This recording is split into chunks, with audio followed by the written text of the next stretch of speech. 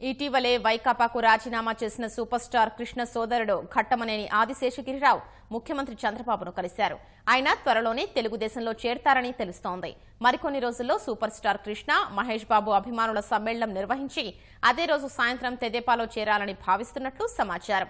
ఆదిశేషగిరిరావుకు Telugu Desam MLC పదవి ఇస్తుందని ప్రచారం సాగుతోంది. వైకాపా విధి విధానాలు నచ్చకే ఆ పార్టీ నుంచి బయటకొచ్చారన్న ఆదిశేషగిరిరావు త్వరలోనే భవిష్యత్ కార్యాచరణ ప్రకటిస్తానన్నారు. నేను ఈ మధ్య వైఎస్ఆర్ కాంగ్రెస్ పార్టీకి రాజీనామా చేసిన విషయం మీ అందరికీ తెలిసిందే. అక్కడ విధి విధానాలు నచ్చక బయటపడ్డాను. ప్రస్తుతం ముఖ్యమంత్రి గారిని మర్యాదపూర్వకంగా కలిశాను.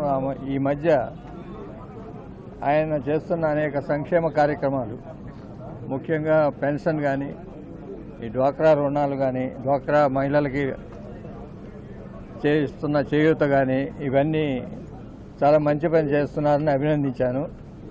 మర్యాదపూర్వకంగా కలిశాను.